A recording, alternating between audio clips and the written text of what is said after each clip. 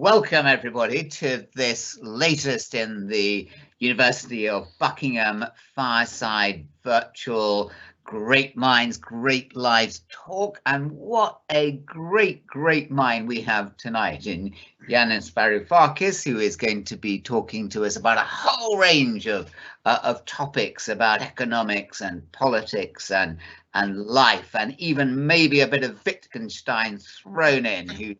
He's just been talking about Wittgenstein. Now, if you have any questions, please type them in. And if you are on a system whereby you can't type them in, make a note of this address: matthew.thompson@buckingham.ac.uk, matthew.thompson with a P at buckingham.ac.uk, and he will send them through on our system. I'm now going to hand over to the incoming Vice Chancellor, who is Professor James Tooley at the University of Buckingham, who is going to be your host tonight. And I will be back at the end to pick up the questions. So over to Professor James Tooley, my successor, who is going to be an absolutely marvellous Vice Chancellor here at this very special university. James, welcome. Thank you very much indeed, Anthony. It's such a huge honour for me to be introducing and welcoming Professor Yanis Varoufakis. Thank you so much for agreeing to come on and talk to us here at the University of Buckingham for the fireside chat. So you've got to imagine you're around the roaring fire in the 15th century fireplace in Ondaatje Hall, just where Anthony is actually now, warming ourselves against the chill of this autumn evening. So Yanis, everyone knows, the former finance minister of Greece, co-founder and figurehead of the international movement DiEM25, for many years professor of economics in Britain, Australia and the US before entering government, and now a professor of economics at University of Athens. So like many of our listeners today, I first came across you when we were totally gripped in England, in the UK, by almost daily briefings on your negotiations with the European Troika when you were finance minister in the Tsipras government in 2015, and that then gripped too as you led Greece to the referendum on your settlements, which you won, but then paradoxically it seemed to us resigned your position. And then, like so many others, I was spellbound by your memoir Adults in the Room: My Battle with Europe's Deep Establishment. Many of your books, like that one, have been bestsellers. We'll be exploring these tonight, no doubt, talking to my daughter, A Brief History of Capitalism, and hot off the press, this inspiring utopian sci-fi Greek mythology economic treatise of a book, Another Now, Dispatches from an Alternative Present. They all come with glowing praise. Noam Chomsky has written, you're an outstanding economist and political analyst. Martin Wolf from the Financial Times says you're a very, very clever person. He's right. So what I want to do this evening, then we've got 40 minutes or so. I want to go through some of the key moments in your life, probably some of the key books. I'm not assuming any particular economic knowledge from listeners, and not least not from myself either. So I want to talk much more about Yanis, what formed you, the genesis of your ideas, what forms you now, what angers, excites you, inspires you, and so on. So let's kick off with your latest book, just to take you back to the past, and we'll come back to this book later on. But you begin this book, don't you, with the protagonist, Yanis Varoufakis, perhaps also somewhat similar to you, because he was in Essex, at Essex University, doing a PhD in economics in the early 80s, and he has this ambivalence. It comes across the first few pages with one Margaret Thatcher, both there as left-wing activists hating everything she's about, but then also admiring her character and leadership. And then in 1987 she wins her third term in office, and everything goes quiet and dies down for them. In 1987, when she won her third election victory, it was game over. You left the UK. Were the two connected? Well, By the way, let me begin by thanking you profusely for this wonderful introduction and for the warmth of your and your colleagues' introduction and overall reception. Straight to the question. She was magnificent, wasn't she? And I was saying this as an opponent. Every time she rose in the House to confront whoever it was, Michael Foot or the two Davids from the Liberals and the Democrats, her own grandees in the Tory party, she would wipe the floor clean with them. And I was always thinking to myself, oh my goodness, if we, our side, the left, had a leader like that, we would be in business. And also, she was a conviction politician. That doesn't mean that, she did what she said. A lot of subterfuge was involved in her government, but that's politics, isn't it? But I do believe that whenever she said something, she actually believed in it, and she had the capacity to go beyond the usual calculation of political cost and to speak her mind, even her philosophy. When she said famously in that interview for Women's Own, I believe was the magazine, that there is no such thing as society, and she was lambasted even by people from her own side. Yeah, she was taking a very interesting idea, not one that I agree with, but she was taking it to the logical conclusion, and it's the idea that if you assume that individuals are well formed in their preferences and desires, then it is impossible to synthesize on the basis of their selfish private interest what society wants. In that case, there is no such thing as society because we cannot anthropomorphize it. So, I disagree with her, but, she had a very solid philosophical perspective that she was pushing through. What other politician does that? I mean, Tony Blair doesn't do this. John Major never did that. David Cameron, my goodness, it was just Le Monde. And today's politicians, you have a prime minister, who just trades ideas depending on the way the wind blows, and leader of the opposition in Britain today, who is just so dull and so prefabricated that I just can't watch him more than 10 seconds. So yeah, I do miss Thatcher. In the same way, I think that I'm going to miss Angela Merkel, whom I consider to be the person who actually destroyed the chances of Europe to unify. But nevertheless, whatever comes after her is going to be worse than her. So, I have this predisposition towards eulogizing and appreciating strong women politicians who, in the end, wasted fantastic opportunities and the political capital that they had. Yeah, well, that's interesting you say that about Margaret Thatcher, of course, because we are closely connected with her here. She was our Chancellor, the figurehead for some years when she retired from government, and she actually gave the very first matriculation address here at Buckingham, where she gave a speech you would love, actually. She was talking about freedom and independence, and she said, this is freedom is not something government gives you, it's our birthright, and we got to grasp it.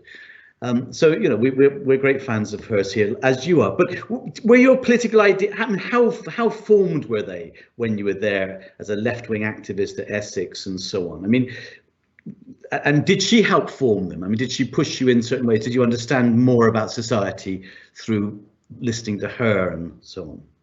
Look, my years in England were formative, of course, because I arrived when I was 17, I believe.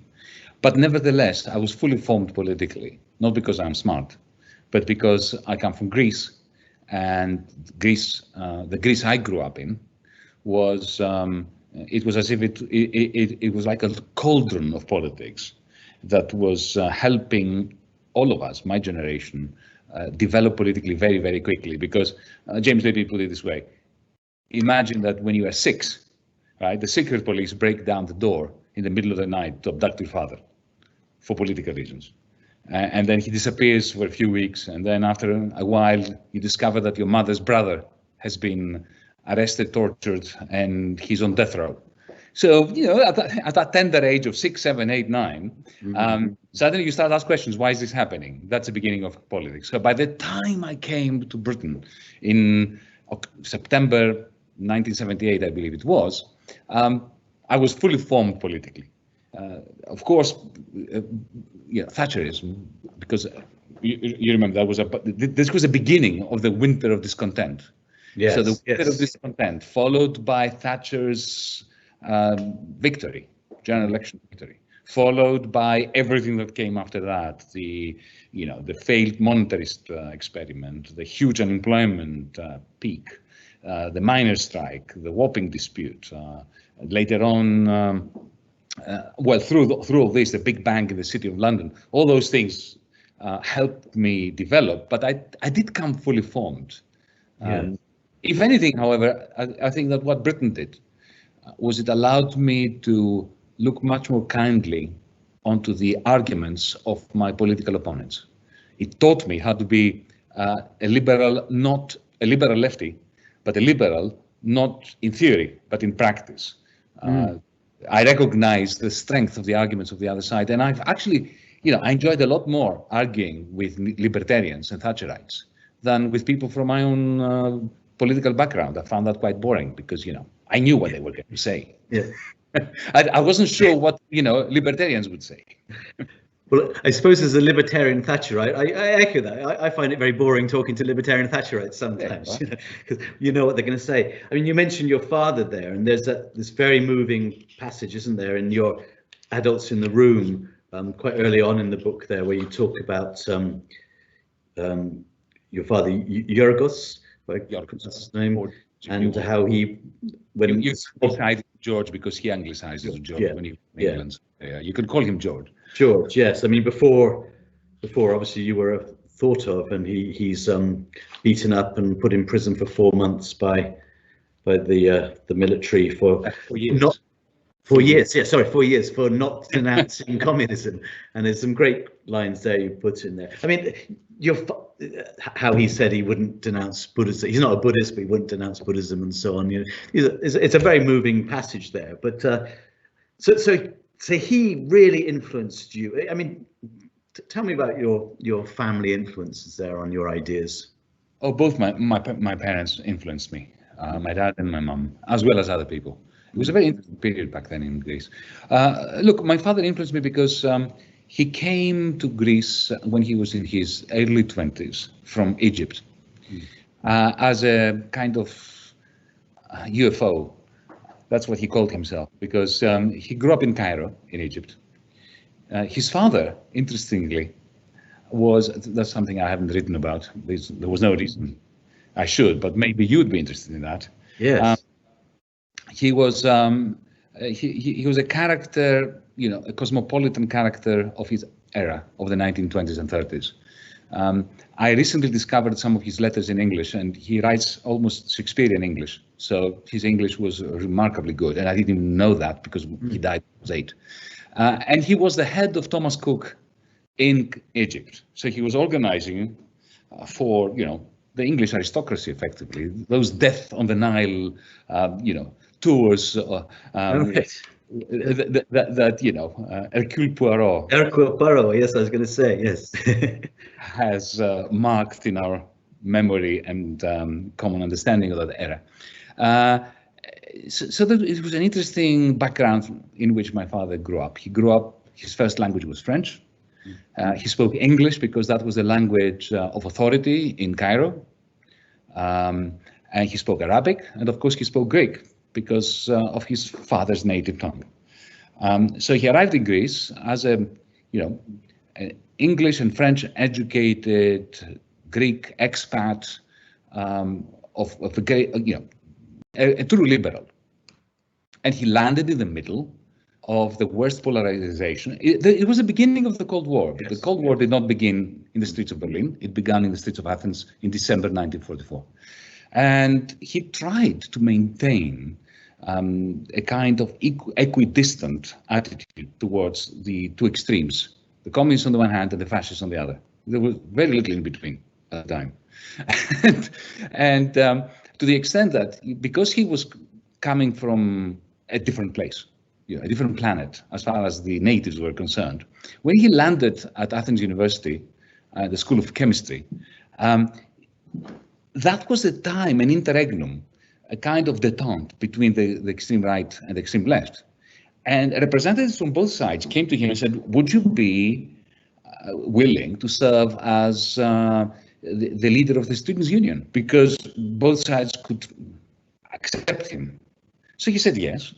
And then at some point, when the authorities doubled tuition fees in the middle of a famine in 1946, a real famine, and they doubled tuition fees, right? Students could not afford to buy bread, and they doubled tuition fees. So he thought it was his duty. That's what, you know, a student leader does. Very politely, wearing his tie and his suit. He's nothing like me. He's, you know, very elegant bourgeois figure.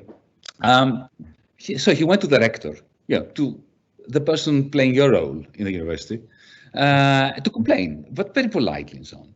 On the way out, he was picked up by secret police. He was beaten up, and he was asked to sign a declaration denouncing communism. The result is that he ended up in a concentration camp, in a prison camp with communists, and he became a member of the Communist Party. But, and this is the education that I got from my dad, I do say this in the book somewhere, but I think it's important for those who haven't read it to mention it, because this was a pivotal moment in my upbringing.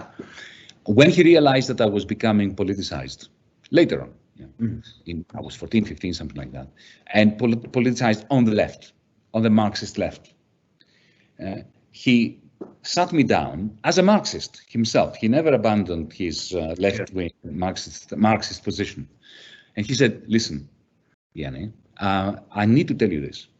When I was in the prison camp as a communist, I knew deep in my bones that if our side had won the Civil War, I would be in the same prison camp with communist guards, because unfortunately this is how politics works. So beware.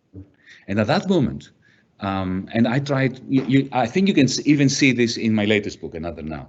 Yes. A book about envisioning socialism. I'm exceptionally fearful of the revolution. I'm exceptionally fearful of socialism. I'm exceptionally fearful of all those things that I advocate. And I think it is, it is common sense and the sign of a liberal disposition constantly to beware the crimes against humanity that your own side can perpetuate. Yeah, that's really fascinating. It's fascinating that, so your father influenced you, so you didn't rebel against his Marxism as some might do. You actually you went along with it. You immersed yourself in it, but you're very worried about revolution. The revolution eats its children, doesn't it? That is what we used to say, but at that time, yeah. And I mean, I'm wondering whether we should. No, let's do this chronologically, because I want to get onto your last book at the end. But it is this brilliant vision of the possibilities and horrors of socialism, I think. But anyway, so you left England. Let's go back to that. You left England, and I was trying to get that you left it because of 1987 and the third Thatcher term. So let me just speak to this just briefly. Yeah. Thatcherism for me was painful.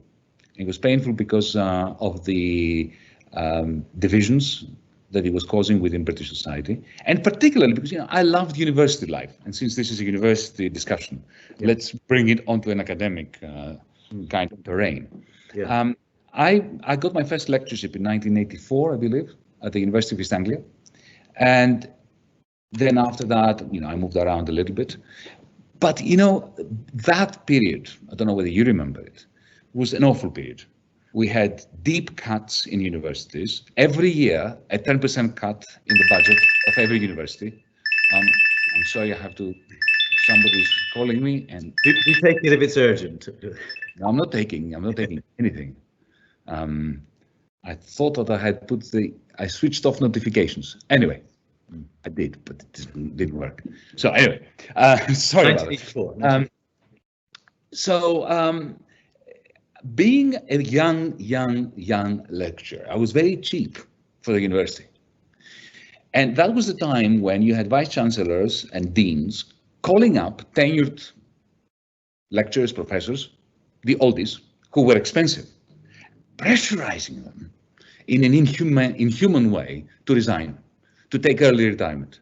So you can imagine, I would be in the lift with one of those people who would look at me as the devil incarnate, because I was the kind of youngster that was taking their job. And some of them are people that I really thought very, very highly of. And they were looking at me with venom, understandably. Not all of them, but some of them did. So this atmosphere in the university, in the department, in the departmental board meetings, Yes. of fear, of division, and of discontent. When Thatcher won the third term and announced further cuts to the university, I thought, no, that's it. Yeah. And also, my salary was a joke. I remember my final salary was what, £10,000 gross. I just couldn't make ends meet. I could never accept a position in London because even with a London allowance, I couldn't rent a place to live decently. So I received out of the blue an offer of a position at the University of Sydney in Australia. Initially, I said no. I mean, why would I want to go to Australia? But then 6 days later, I thought, perhaps I should go, just try that out. And I never regretted it because Australia at the time was a very good place to be. Yes. Okay. So I do remember the early 1980s. 1983, I think I was on an anti-Falklands demonstration and down Whitehall and so on. So I remember those times very well and all the demonstrations, the discord that there was there.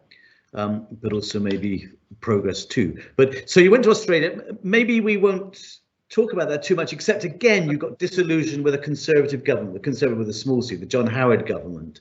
And is that again disillusionment with what a Conservative with a small c government was doing that prompted you to leave Australia? I think you were there until 2000, and then you went to the University of Texas at Austin. Was it again this sort of political disillusionment, or was it other things?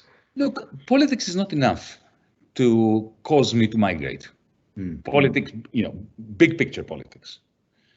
But when political change that is stifling seeps into your everyday life, right? That is something that can, motivate one to think of moving on. So again, just like in Britain in the 1980s, it was in Australia in the mid to late 1990s that this ultra-conservatism, a certain degree of bigotry and racism, a narrative of xenophobia started seeping in through the cracks of the university walls. And I could see it in a university which was, when I arrived in Australia in 1988, was it was an oasis from all that stuff. Suddenly I could see the commercialization, the worst combination of the private sector and the public sector. So we had, part privatization of university life without the good things of the private sector. So we had the worst of the public sector and the worst of the private sector. And simultaneously we had this, this xenophobia primarily, an anti-Aboriginal ethos that John Howard was cultivating. Purely for small-minded political purposes. This is how he was harnessing more support amongst the right. And add to that life in Australia is just too easy and too nice. Right. After a while it gets a bit boring, Don't say I said. So suitably bored, then you moved to America, and that's when you wrote the book at Texas. I moved to Greece in 2010. I moved to Greece. Okay. I took a position at the university. Oh yes, that's right. Yes. And it's when the whole thing started going pear-shaped in Greece because of the wholesale bankruptcy of the country. Once that you will understand, I was head of a PhD program that I had put a lot of effort into internationalizing and building it up. That collapsed because of funding. Then the people that I had managed to recruit into the department from England, from America, from Germany, who had come to the University of Athens, accepting a major pay cut, but just because we were creating a good scholarly community, they suddenly had to suffer a 50% pay cut during the Troika policies. And they just couldn't make ends meet. Some of them had accepted huge pay cuts. I had a colleague from the Bank of England, a researcher from the Bank of England. He was making back then £6,000 a month, and he came to Greece for 1,200, And that 1,200 then was cut to 700, right? So he had to go back to England. So I helped them go back to where they came from. And when the last one that I had recruited, the last person I had been responsible for luring back into Greece, had gone, I moved together with my partner to Austin, Texas. Okay, and that's where you wrote The Global Minotaur in 2011, or published in 2011. And that's actually the title of your talk tonight, so that must be significant. So the Minotaur, let's remind ourselves, is part man, part bull. It's in Greek mythology. Eventually, the Minotaur gets slayed by the Athenian hero Theseus. Yes. And so tell us how you use the metaphor of the Minotaur, what relevance it has maybe for today, because I think maybe you linking it with stuff today. And of course, answer the question, are you the modern day Theseus, of course? Oh, no, certainly not. I'm not that significant in the broader scheme of things.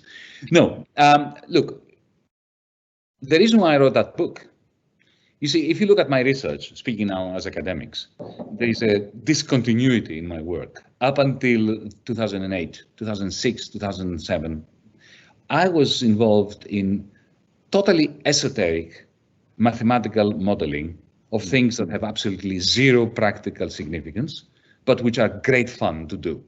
And, you know, they sharpen one's analytical capacity. So game theory, to put it bluntly, which I don't think has any real life applications, unlike other game theories. Game theories don't like me because I say that. But for me, it's fascinating. So it's, you know, it's a bit like being a chess player. It has no practical applications, except that it is fascinating and it does sharpen your mind. And then suddenly, when I could see around 2004, 2005, I could see that the world was heading for the rocks. And I'm now referring to the 2008 financial collapse. I could see it, even though this was not my research interest. It was my interest as a political animal, as an economist who cared about the world. And I came up with the term global minotaur, actually quite a long way before that, 2003, to explain why I thought the world was heading for the rocks. And where did the minotaur come from? When I was explaining to people what I think was wrong with, you know, the global financial architecture and trade imbalances, their eyes would glaze over. And I realized that I have to come up with a story, with a metaphor that helps common folk understand. You know, I was invited to give a talk at a Sydney pub in Australia to explain this. Politics at the pub, it's what it's called. But, you know, in Australia, you have a 10-minute window of opportunity before there is too little blood in their alcohol. So, so you have to get your idea in 10 minutes. So it was then that I thought, okay, now I'm not smart enough to come up with a fantastic parable. I'll just take a ready-made one, an off-the-shelf parable, and I use the minotaur. And if you want me, I can explain how that fitted with the theory that I had of the global economy and why I thought it was all going to end up in years. Yeah. So why don't you do that? And maybe you can, you know, link that then into, you know, with the move back to Greece and the Indeed. 2015 Minister of Finance finding you had the power to sign the documents after negotiation with the Troika. So link the Minotaur. Yeah, link it in there because. Say again? Or not to sign the documents. But it was your power, your discretion, not the Prime Minister's. That's interesting. So yeah, link the Minotaur in with then the whole crisis that you were then involved with in 2015, which so riveted the world, I think. Okay, now the story I was telling in that book, The Global Minotaur, is this. After 1971, up until 1971, the West had the same currency. It was the dollar. The pound, the exchange rate between the pound and the dollar was fixed for years and years and years. It never fluctuated. So we had the fixed exchange rates, and you had the American economy operating as the shock absorber of, you know, all the trials and tribulations of global capitalism. That was severed on the 15th of August 1971 by Richard Nixon, and suddenly everything went haywire. The price of oil shot up. The value of the pound went up vis-a-vis the dollar. The German mark went even further up, So there was this chaos of the 1970s, which caused the stagnation, stagflation, but that ushered in Thatcher. Our friend Thatcher is the result of that period and of this dismantling of that system. And what happened after that? Equilibrium, a very funny kind of unbalanced equilibrium, or should I say balanced disequilibrium, was re-established in the early 80s, around 1980. And it happened as follows. The American economy went into massive deficit, trade deficit vis-a-vis the rest of the world. So the American economy was operating like a huge vacuum cleaner that was sucking into itself the net exports of the Germans, of the Japanese, okay, the Saudis, and of course later, very importantly, the Chinese. And how were they paying for this deficit? Because Britain cannot do that, Greece cannot do that. Well, they were paying it because of the exorbitant power of the dollar and Wall Street, which was attracting almost 70% of the profits of the Germans, of the Japanese, of the Chinese. So this was a fantastic recycling mechanism. Okay, the trade deficit was creating demand for the German, Japanese, and Chinese factories. Okay, those factories were having profits, but the profits were then sent back as tribute to Wall Street to close the cycle. And that's when the minotaur idea comes back. Because in the original story of the Minoan piece, the Pax Cretana of the archaic period, the idea then, that's a myth behind the Minotaur as well. Crete was a superpower, and it had subjugated Athens and other cities. And in exchange for providing peace and prosperity and trade, the Athenians would have once a year to send a number of young boys and young girls over to Crete to be devoured by the Minotaur. The Minotaur was the guilty secret of the Minoan court, because that creature, that beast, was a result of it was the son of the queen who had actually slept, let's put it mildly, with a bull. And this dirty secret was hidden inside the basement of the palace and could only be nourished by human flesh. And as long as that beast was alive, Pax Cretana was alive. So this was a fantastic metaphor, because for me, the Minotaur, was the American twin deficits, the trade deficit and the government deficit, that was creating the circumstances for Pax Americana and for globalization. Globalization was built on the back of this amazing recycling mechanism on what I call the global Minotaur. Okay. And when that crashed and burned in 2008, we have a cascade of bankruptcies. We start with Wall Street, then we move to the German and to the British and to the Dutch and to the French banks. They stop lending. Then countries like Dubai, which was first, and Greece, which was second, that had unsustainable debt, which needed refinancing by those banks. Well, they went pear-shaped too, because those banks stopped lending, and my country became utterly insolvent. And that's when in 2010, around the time that I made the transition to Austin, Texas, the reason why we had this massive depression, which we still have to this day in Greece, is because the powers that be in Brussels, in Frankfurt, in Berlin, and in Athens decided to cover up this bankruptcy by means of gigantic loans that were given to the Greek state, so that the Greek state could repay the French and the German banks on conditions of austerity that destroyed the private sector and society in this country. And I kept saying that, and at some point, a young man who was going to be prime minister, he said, I agree with everything you're saying, and I agree that we need to do what you're saying. So will you put your money where your mouth is and be my finance minister? Right. That's when I thought, oh my God, why didn't I keep my mouth shut? And I was perhaps trying to get you to say there's this, therefore, the European Minotaur, that was the Troika was in a sense doing the same to Greece as the Minoans were doing to. So that's too far. So that's too far. No, that's being too polite to the Troika and to the European Union. So let's not be polite. Let's not be polite. Tell us a bit about this negotiation.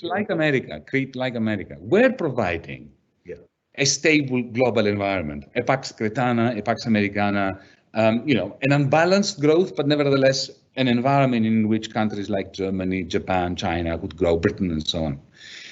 The Troika never did anything of the sort. It simply transferred cynically huge losses from the books of the banks onto the shoulders of taxpayers. That's not a great contribution to humanity. No, and actually you tell some beautiful stories, and you've already talked about politics at the pub, which I really like that, and the too little blood in their alcohol. I thought that was very nice. But there's a lovely story in here about 2 men and a barrel of whiskey. Yes, the Irish story. Adults in the room, the Irish story, and the two Art and Con, the two drinkers there. That was what it's all like, wasn't it? Where they were just conning each other. Yeah.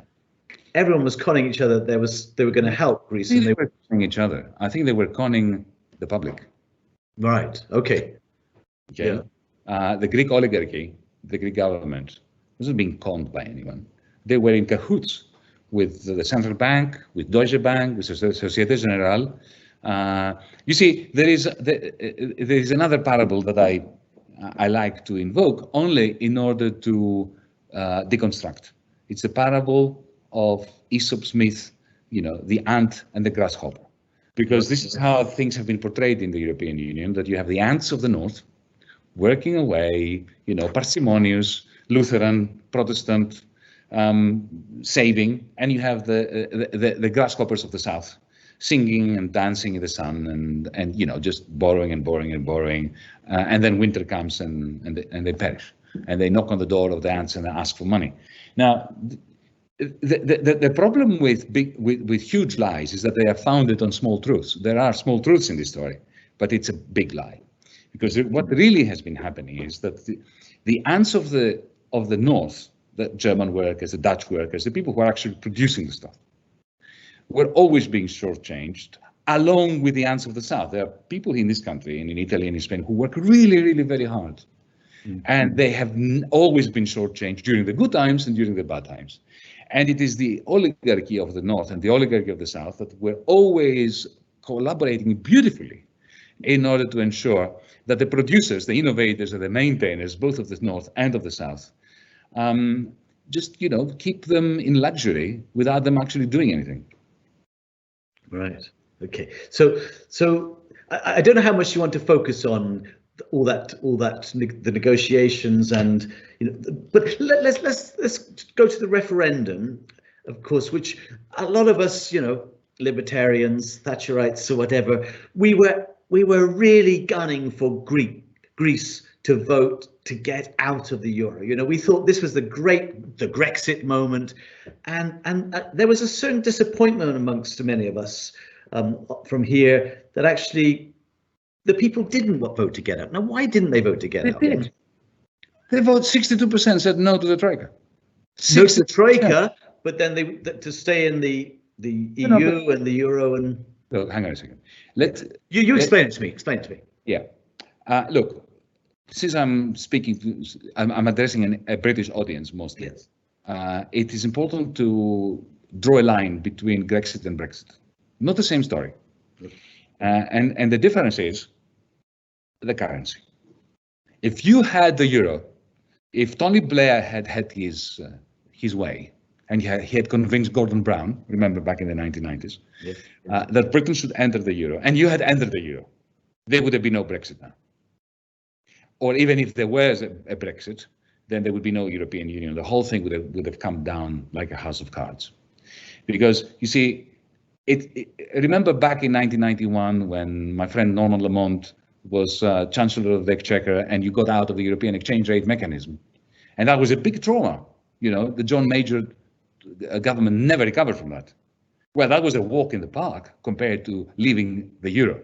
Because all you had to do then was just to sever the exchange rate between the pound, the sterling, and the Deutschmark. And still it was very painful. If you had the Deutschmark, which is the euro is, the Deutschmark in drag, right? Mm. If you had the euro, how do you get out? Because, it is not as if you have a currency that needs to be unpegged from another currency. If in your pocket you had euros, right? And the euros are printed in Frankfurt, You know, how does Britain get out of it? Yeah. So, because you see, it takes 12 months at least at best, to print a new currency, put it in ATMs, you know, recalibrate the whole monetary system to accept it. So effectively, you are condemning a people into penury for a year. It's a major shock to the system. So, but my position was this, and I think this was the position of the 62% who voted no in the referendum. The Troika was threatening me and the people of Greece that unless we do as well told, they are going to throw us out of the euro. Firstly, I didn't believe that this was a credible threat. But even if it were a credible threat, I would say to them, do your worst. Because bondage and debt bondage forever is not something I'm prepared to tolerate. I prefer penury for a year, and then we recover, we regain our sovereignty, we get out and do our thing. But this was not my first choice. It would be a dereliction of duty to say this is my first choice, to condemn a country into a year of massive, massive depression. But I was prepared to go along with that if this was, in the end, the condition for staying in the Eurozone, that we accept permanent debt bondage. And the people of Greece were exceptionally mature. You know what they said? We should not have gotten into the euro. It was a mistake. Now that we're in, we don't want to get out. But if they demand of us that we hand over the keys to the state, to them, stuff it. We're out. Okay. And my prime minister on that night, when 62% magnificently and courageously took that nuanced, mature, you know, logical, commonsensical position, my colleague and prime minister said, it is time to surrender. And when I heard that, I thought, oh no, he got these people out there. Yeah. You know, he empowered them, he pumped them up, and now he's going to disappoint them. Yeah. And there's no worse fate than a democracy for the overturning of a referendum. This is why, even though I was against Brexit in your referendum, the day after the Brexit referendum, I turned against my Remainer colleagues who wanted a second referendum. And I would say to them, hang on, guys, we're Democrats. You know, we fought against Brexit. We lost. Wear it. It's finished. Yeah, well, that's really interesting. You should say that. And I sorry, I mischaracterized the Greek people. I was meaning the Greek government. And of course, some people are still talking about Brexit not happening still, even though it's happened. You know, but that's for another time. Yeah. Now, look, we're going to run out of time, and I do want to just let's mention this beautiful book, A Letter to My Daughter. Talking to My Daughter, A Brief History of Capitalism, a really wonderful book. Just let's do a quick question. I mean, was she convinced by it? Is she persuaded? Is she a Marxist like you and your father? Is she? No. Well, you know, that's very healthy. It's a very healthy answer. Yes. No, but she's, you know, one of those youngsters that participates. She lives in Sydney. She's growing up in Sydney, Australia. She participates in the climate emergency, Fridays for Future, Extinction Rebellion demonstrations, along with kids of her age. She's very skeptical of everything and anything I ever say. And more recently, we've come closer together for one reason. Some of her friends in her own group have been influenced by things I've said or written. So they come to her, assuming that she knows more about it than she does. And she comes to me and says, oh my God, you know, why do I have to have you as a father? You know, but please tell me, what did you mean in chapter 3, you know? Only to convey to her friends, not for any other reason, I can assure you. Well, she's a very lucky young woman, I'm sure. But okay, so let's get to this one then, Another Now. I mean, it's absolutely gripping. It's this utopian, part sci-fi, as I say, Greek mythology, economic treatise. I love the way you describe the developments in quantum biology, if I'm reading them correctly, that allow the protagonist to go down this wormhole into the parallel universe where he comes across markets without capitalism, spontaneous order, I noticed that, the Hayekian phrase, and corpus syndicalism, no bosses, no wages, no problem. So is this your treatise of then, you know, is this of where we should be heading, where we can go? lots of warnings, I know, but tell us about this book. It's a fantastic read. Well, look, let me give you the brief answer. The answer is yes. For decades, I have avoided answering the question as a lefty. Okay, mate, if you don't like capitalism, what's the alternative? Yeah. Because it's certainly not the Soviet Union. I would be the first to be in the Gulag. My father convinced me of that a long time ago. It's not social democracy. Social democracy is too tired for words. It has had its day. In the era of globalized financialization, it is impossible.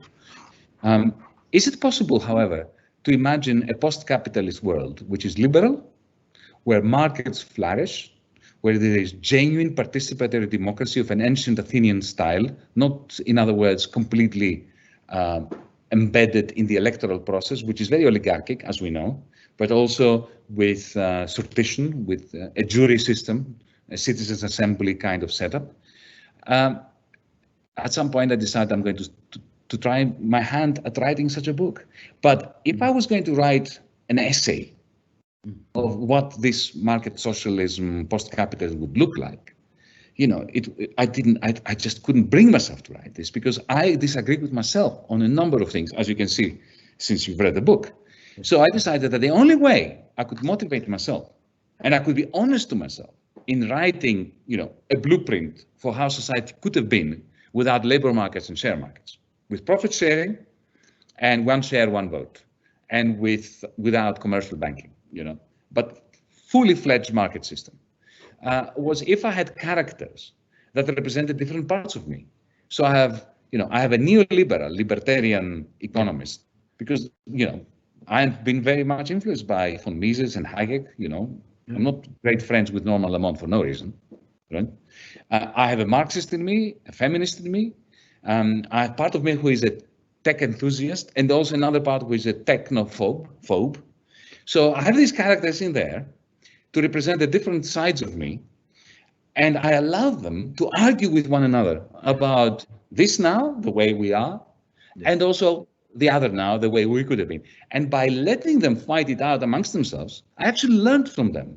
Because after, you know, the halfway point in writing the book, suddenly it was beginning to write itself. And this was an intoxicating moment for me. It's an intoxicating read. And it's been such a pleasure talking to you. I'm going to hand back to Anthony now for the questions from the listeners, but it's been such a pleasure. Thank you so much. Anthony. James, thank you very much indeed. And here from another part of the University of Buckingham by the fireside, James is out there in the sun. Notice it always shines at the University of Buckingham. Yanis, you have a mega audience here. We can't quite number it, but it's over 6,000. And the first question is coming in from a famous educational institution called Wellington College, and they brought there, you can't see that, but that there is a game of Monopoly. It says Monopoly Socialism and winning is for capitalists. They brought that today in your honor. The question is, Yanis, how do we persuade people to vote for politicians who will genuinely promote the interests of Labour? Well, firstly, you have to have them on the ballot paper. And they're not everywhere to be seen in every constituency. Look, the Labour Party is a remarkable institution. It's a very frustrating institution at the same time. It has progressive parts and it's got exceptionally regressive aspects of it. I don't know. Look, I'm a friend of Jeremy Corbyn's and John McDonnell's, as you probably know. I was appalled by the toxicity in the Labour Party on both sides during their reign in the Labour Party, but at least there was in Jeremy Corbyn you had a conviction politician. You had a decent man who actually said what he believed and believed what he said. Not since Thatcher have we had such a conviction politician in British politics. And because he was not confrontational and conflictual, he's bit the dust.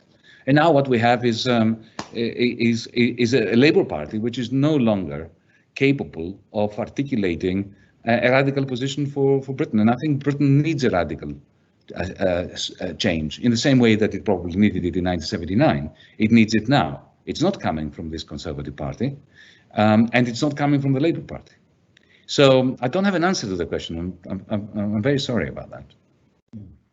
Matthias says, who is a distinguished economist, how do you think that Greece will ever be able to pay the EU back? It won't. You see, the tragedy. So what will happen, he's saying? It's not going to pay it back. But you see, it was never meant to pay it back.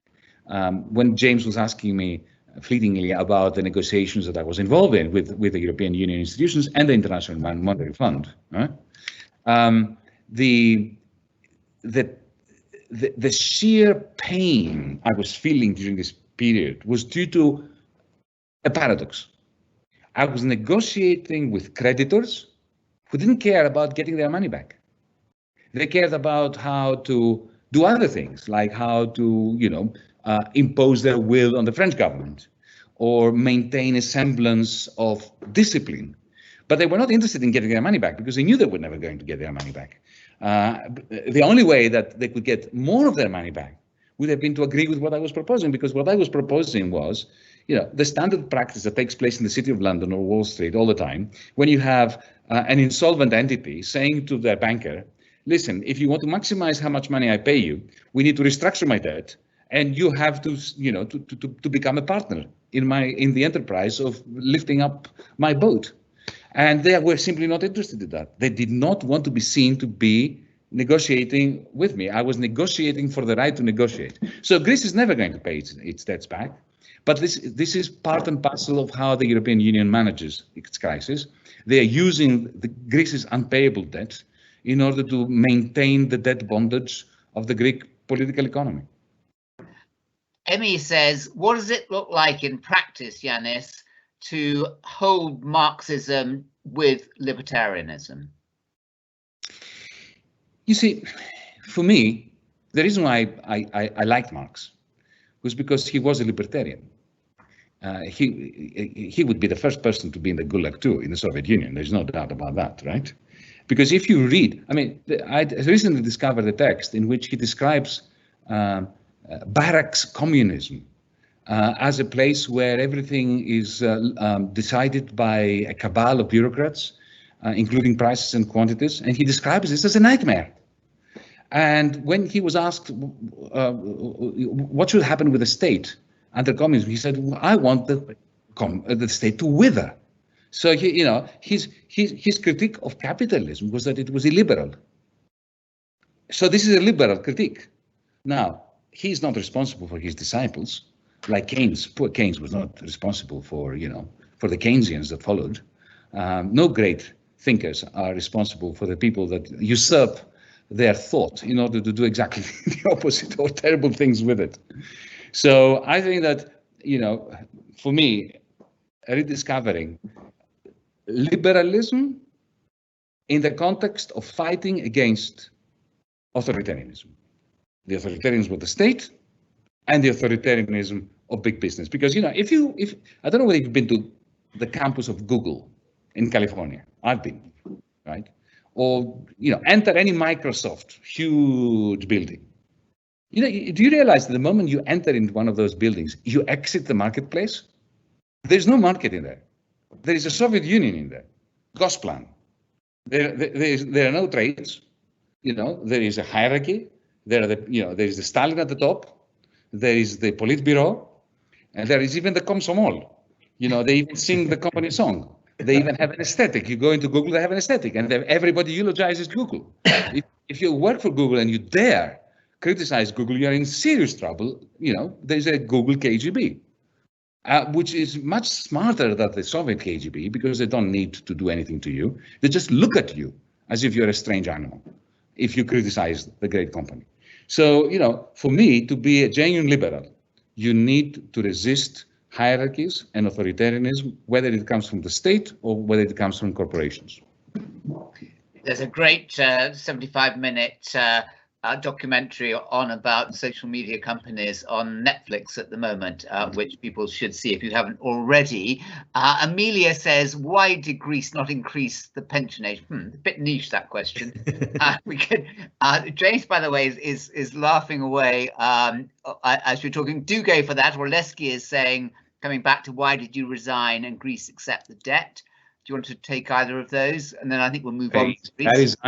I resigned because when a Minister of Finance disagrees with the Prime Minister, either he does what he's told in the end, or he resigns. And I was not going to surrender. Okay, so Emma is talking about Angela, Beth. They're all on about all of that. Here's a different one. Carol says, I really think that Donald Trump has done a great deal for America and the world. Why are you saying otherwise? Well, you know what? I'm not saying otherwise. I'm challenging 50% of it. He hasn't done anything good either for the world or for America, but he's not done anything terribly, terribly awful to the world. He's the only American president in my lifetime that has not started a war. And I think that's a pretty good thing, you know, because, you know, Hillary Clinton would have started one against Iran, definitely. She would not have withdrawn troops from, you know, different theaters. So I think, you know, not having a war is a pretty good thing. But I think it's been pretty atrocious for the United States. Tarek is coming straight back at you, Yanis, and says, Yanis, how can you say that? I mean, this is a great talk, but how can you say that that Donald Trump has done no harm when he has set the global warming agenda right back? This is true. He has set it right back. But, you know, the global war the agenda of mitigating climate change was never in a very good state of health.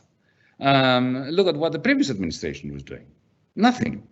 Under Obama, you had huge investment in fossil fuels, huge subsidies for fossil fuels, including the most polluting variety, which is coal, and oil. So I abhor the fact that he withdrew the United States from the Paris Agreement. But let's face it, the Paris Agreement, you know, was not much to write home about. We are, as a species, responsible for not holding our governments, you know, in front of on top of a fireplace, you know, grilling them as a result of the fact that they're doing nothing to stop, you know, global warming. Paige is asking about oil there, and specifically, Yanis, oil in the Eastern Med, with both Greece and Turkey claiming it. Might Greece and Turkey go to war? If not there, where is the next war going to start? And will it start over resources or water? You know, we're very close to a hot incident, let's put it this way, during the last few weeks in the Aegean. I'm leading a political party in Greece, and I have to tell you that I've had sleepless nights over the possibility of the stupidest war in the history of the world. Because if something like that happens between Greece and Turkey, it will be the stupidest war in the history of the world. Why? There have been stupid wars. It would be about oil that no one really in their right mind wants to extract. You know, ExxonMobil, Total, BP would not want to extract it because it's very expensive at a time when the price of oil is going to zero, right? It's falling and falling and falling. So we would be fighting over something that has zero economic value, right? And which should stay in the guts of the earth. Now, that is my definition of a stupid war. Okay, and Pablo's asking there about Cyprus, when you throw Cyprus into that mix. I'm going to go, though, on to Beth, who is coming back on, was Britain right to leave the EU? What do you think? Well, I campaigned very vigorously against Brexit. But even while I was doing this, I was disdaining the project fear of the Treasury, of the government, of the IMF, of Wolfgang Schäuble, of all those people who are pointing the finger at you saying, don't you dare get out. For me, you know, Europe would be a better place with Britain in it. And what I was saying to, you know, people like George Osborne, for instance, when we were in ECOFIN together in the Council of Finance Ministers, I said to him once, I said, look, George, why don't we band together to veto everything in here and to transform the European Union by using collective veto power? I said, no, we're not going to be doing this. You know, we will only veto anything that affects the City of London. So I thought that we could transform Europe together with Britain if we took a radical position. You know, Thatcher banged her fist on the table, or her bag, whatever it was, you know, to get the some money back. This severing of ties, university ties, of Erasmus, the end of the freedom of movement. I believe that the freedom of movement is a very important psychologically and culturally aspect that we won the hard way across Europe. Economically, I was actually wrong, because, you know, one of the things I used to say, I remember I gave a speech in Newcastle, and I said that, think of what you're doing to yourselves. The moment you sever the links between Britain, you introduce checks in Dover, right?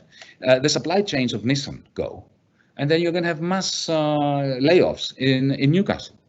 Why do you want to do this to yourself? And I was wrong. But Boris Johnson says it's going to be absolutely marvellous and the best thing ever. Britain, and if Boris Johnson says it's got to be true. Last question of all here is from Sarah. But it's going to be terrible either. From Sarah, says, I don't get economics. What's economics ever done? Why has it been such a dismal academic subject? Is that a fair commentary about the value of economics in failing to live up to the expectations? Sarah, you're absolutely right. Economists are part of the problem, not part of the solution. And economic theory, while it's splendid and beautiful and aesthetically very pleasing, if you try to apply it to the real world, to the really existing capitalism, you end up with enormous damage being done on societies. But, Sarah, you have no right not to study economics. Why? Because it is the lingua franca of power. All discussions about politics and the things that affect your life are couched in the language of economics. It's a bit like being in the Middle Ages and not knowing your Bible. Because even back then, all politics was couched in the language of the Bible. Even if you were an atheist, you had to know your Bible, because otherwise you could not improve the lives of those who deserve your support. What a brilliant answer. And then this is our thank you to you. And James Tooley is going to make this possible. I've handed over the budget for the university to you. We are flying out to you on Saturday night, your favourite politician, your favourite economist and your favourite philosopher, care of University of Buckingham, to go. And I don't know about the restrictions, but we're going to do it. Who is your politician you would most want to have dinner with, living or dead? I think it would have to be Winston Churchill. Winston Churchill, your favourite economist? He was great fun to talk to, right? Yeah, he was. If I to speak to Lenin, it would be just exceptionally boring. Churchill, your favourite economist? It would have to be Marx. Okay, so that's a good comment. Churchill and Marx, and your favourite philosopher. I think we need a woman in there, so it can't be Wittgenstein. It was going to be a woman, and it's a woman that you might not have associated with philosophy, but she was a lecturer in philosophy, and her first writings were very significant philosophical writings. Iris Murdoch, the novelist. And let me, James has read my new book, Spill the Beans, something I have not revealed in public. My Iris in Another Now is inspired by Iris Murdoch. I guessed. A wonderful writer who sees the power of the present moment in her last collection published in 1975. Now, tomorrow night we have Robin Catchpole of Cambridge University, the senior astronomer at the Royal Observatory at Greenwich, talking about the universe, a biography. So that is all within 1 hour. Yanis, thank you for a powerful intellectual, broad-ranging talk. James and I have loved having you on as our guest tonight, and thank you very much from everybody and over 6,000 people who are still there. It's great. It's a grim time out there, but you know what? You have brightened our life tonight. Thank you, Yanis. I very much appreciate this invitation. I enjoyed it. I loved it. My best to all the staff and students at Buckingham and everybody else who's watching.